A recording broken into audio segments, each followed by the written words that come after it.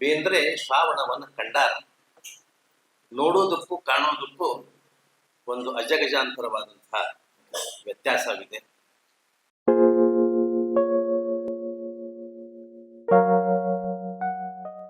ವಾಗರ್ಥ ಇವ ಸಂಪೃಕ್ತೌ ವಾಗರ್ಥ ಪ್ರತಿಪತ್ತಯೇ ಜಗತಃ ಪಿತರೌ ಒಂದೇ ಪಾರ್ವತಿ ಪರಮೇಶ್ವರರು.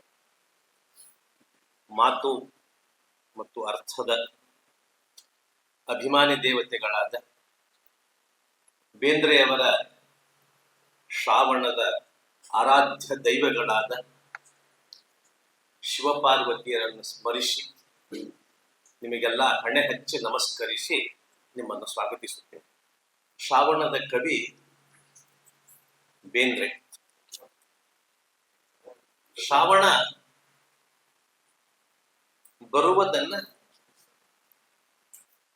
ಬೇಂದ್ರೆ ಹದಿ ನೋಡ್ತಾ ಇತ್ತು. ಹಂಗ ಹುಡುಗರಿಗೆ ಅವ್ವ ಅಪ್ಪ ಊರಿಗೆ ಹೋದಾಗ ಹಿಂದಕ್ಕೆ 15 ಪೈಸಾ ಕಾರ್ಡ್ ಬರ್ತಿತ್ತು, ಅಜ್ಜ ಅಜ್ಜಿ ಊರಿಂದ ಬರ್ತಾರ ಅಂತಿಕೊಂಡು ಹೇಳಿ. ಆ ಕಾರ್ಡಿನ ಸುದ್ದಿ ಹೇಳಿದಾಗ ಅವ್ರು ಏನ್ ತತ್ತಾರ ಅಂತ ಹದಿ ನೋಡ್ತಕ್ಕಂತಹ ಒಂದು ಬದುಕು ನಮ್ಮೆಲ್ಲರಲ್ಲೂ ಆಗಿತ್ತು. ಹಾಗೆ ಬೇಂದ್ರೆ ಶ್ರಾವಣಕ್ಕಾಗಿ ಹದಿ ನೋಡ್ತಾ ಇತ್ತು. ಹೀಗಾಗಿ ಆ ಶ್ರಾವಣವನ್ನ ನಾವೆಲ್ಲ ನೋಡೀವಿ. ಬೇಂದ್ರೆ ಶ್ರಾವಣವನ್ನ ಕಂಡಾರ. ನೋಡೋದಕ್ಕೂ ಕಾಣೋದಕ್ಕೂ ಒಂದು ಅಜಗಜಾಂತರವಾದಂತಹ ವ್ಯತ್ಯಾಸವಿದೆ. ಬೇಂದ್ರೆ ಶ್ರಾವಣ ಕಂಡು, ಶ್ರಾವಣ ಕುಂಡು, ಆ ಶ್ರಾವಣದ ಬಗ್ಗೆ ಸಾಗರದಷ್ಟು ಸಾಹಿತ್ಯದ ರಚನೆಯನ್ನು ಮಾಡಿದಂತಹ ಕವಿ. ಅಂತಹ ಒಂದು ಕಾರ್ಯಕ್ರಮ ಶ್ರಾವಣದ ಕವಿ ಬೇಂದ್ರೆ. ಆ ಕಾರ್ಯಕ್ರಮಕ್ಕೆ ನಮ್ಮ ಸಾರ್ವಜನಿಕ ಶಿಕ್ಷಣ ಇಲಾಖೆಯ ಉಪನಿರ್ದೇಶಕರಾದಂತಹ ಗಿರೀಶ್ ಬದುಕಿ ಅವರು ಶೀಘ್ರದಲ್ಲಿಯೇ ಬಂದು ನಮ್ಮನ್ನು ಹಾಜರಾಗ್ತಾ ಇದ್ದಾರೆ. ಸಮಯದ ಯಾಕಂತಂದ್ರೆ ನಮ್ಮಲ್ಲಿ ಒಂದು ನಿಯಮ ಇದೆ, ಸಾಯಂಕಾಲ ಈ ಗೋಧೂಳಿ ಮುಹೂರ್ತಕ್ಕೆ ರುದ್ರದೇವರ ಸಂಚಾರ ಇರ್ತದಂತೆ. ಕತ್ಲಾಗಿ ಚುಕ್ಕಿ ಮುಹೂರ್ತ ಹೋಗ್ಬಿಡ್ತಾರಂತ. ಅದಕ್ಕೆ ನಿಮ್ಮೆಲ್ಲರ ಹಾಡು ಆ ಶಿವ ಕೇಳಿ ಹೋಗ್ಲಿ ಅಂತಿಕೊಂಡು ಹೇಳಿ ಆ ಗೋಧೂಳಿ ಮುಹೂರ್ತಕ್ಕನೆ ಆ ಪ್ರದೋಷ ಕಾಲ ಅಂತ ಕರೀತಾರೆ. ಶ್ರಾವಣದಲ್ಲಿ ಪ್ರದೋಷ ಕಾಲಕ್ಕೆ ಲಘುರುದ್ರಾಭಿಷೇಕ ಮಾಡಿಸ್ತಾರೆ. ಹಾಗೆ ನಿಮ್ಮೆಲ್ಲರ ಹಾಡೆ ಇವತ್ತು ಶ್ರಾವಣದ ರುದ್ರನಿಗೆ ಆಗತಕ್ಕಂತಹ ಲಘುರುದ್ರಾಭಿಷೇಕ. ಗುಡ್ಡ ಗುಡ್ಡಕ್ಕೂ ಉಂಟು ಸ್ಥಾವರದ ಲಿಂಗ. ಹಾಗೆ ಈ ಕಾರ್ಯಕ್ರಮಕ್ಕೆ ಆಗಮಿಸಿದಂತಹ ನಿಮ್ಮೆಲ್ಲರನ್ನು ಎಲ್ಲಾ ಸಂಸ್ಥೆಗಳ ಪರವಾಗಿ ಹೃತ್ಪೂರ್ವಕವಾಗಿ ಸ್ವಾಗತಿಸ್ತಾ ಇದ್ದೇನೆ. ಬೇಂದ್ರೆ ಶ್ರಾವಣದ ವೈಭವದಿಂದ ಪ್ರಾರಂಭ ಮಾಡಿ ಶ್ರಾವಣದ ಹಗಲು, ಶ್ರಾವಣ, ಬಂದಿಕಾರ ಶ್ರಾವಣ, ಪ್ರತಿ ವರ್ಷದಂತೆ ಬಂತು ಶ್ರಾವಣ, ಮತ್ತೆ ಶ್ರಾವಣ ಬಂದ. ಹೀಗೆ ಶ್ರಾವಣವನ್ನು ಕುರಿತು ಅನೇಕ ಪದ್ಯಗಳನ್ನು ಬರೆದಿದ್ದಾರೆ. ಮತ್ತು ಅವರ ಅನೇಕ ಕವಿತೆಗಳಲ್ಲಿ ಶ್ರಾವಣ ಹಾಸ್ಯೋಪಕ್ಕಾಗಿದ್ದಾರೆ. ಎಲ್ಲೋ ಒಂದು ಸಾಲಿನಲ್ಲಿ ಈ ದೀಪದ ಬೆಳಕಿನ ಹುಳದ ಹಾಗೆ ಮಿಂಚಿ ಮಿಂಚಿ ಶ್ರಾವಣ ಮಾಯ ಆಗ್ತಾ ಇರ್ತದೆ.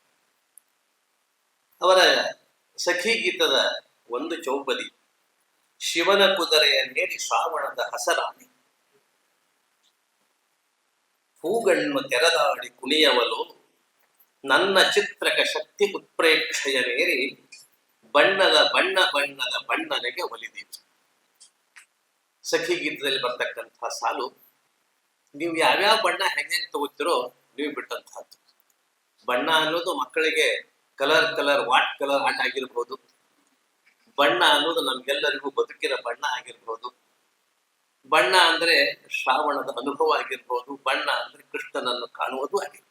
ಅದು ಬಣ್ಣನೆಗೆ ಒಲಿದೀತು. ಮೊದಲನೇ ಪದ್ಯ ಶ್ರಾವಣದ ವೈಭವ ಬಹಳ ಸರಳವಾಗಿದೆ. ನೀವೆಲ್ಲ ಅದನ್ನ ಮನ್ಯಾಗ ಕೂತು ಓದೋದ್ಕಿಂತ ಹೊರಗಡೆ ಎಲ್ಲೋ ಒಂದು ನಿಮ್ಮ ಮನೆ ಮುಂದಿನ ಸಣ್ಣ ಕೈತೋಟದಾಗ ಕೂತು ಓದ್ಬಹುದು. ಬಹಳ ಇಚ್ಛಾ ಇದ್ರ ಸಾಧನಕಿಯೊಳಗೆ ಅಡ್ಡಾಡಿ ಓದ್ಬಹುದು. ಏನು ಹಸಿರು ಏನು ಹಳದಿ ಸುತ್ತಮುತ್ತ ನೋಡು ಕೆಳಗೆ ಅಂದುಕೊಂಡೆ. 4 ಭಾಗದಲ್ಲಿ ಬೆಳೆದು ಬಂದಂತಹ ಪದ್ಯ ಇದು, ಅದ್ಭುತವಾದಂತಹ ಪದ್ಯ. ಅದೇ ಪದ್ಯದಲ್ಲಿ ನಮ್ಮ ಪಾತ್ರಿಗಿತ್ತಿಗೆ ಅಪ್ಸರೆ ಅಂತ ಒಂದು ಉಪಮಾನವನ್ನು ಕೊಟ್ಟು ಬಿಟ್ಟು,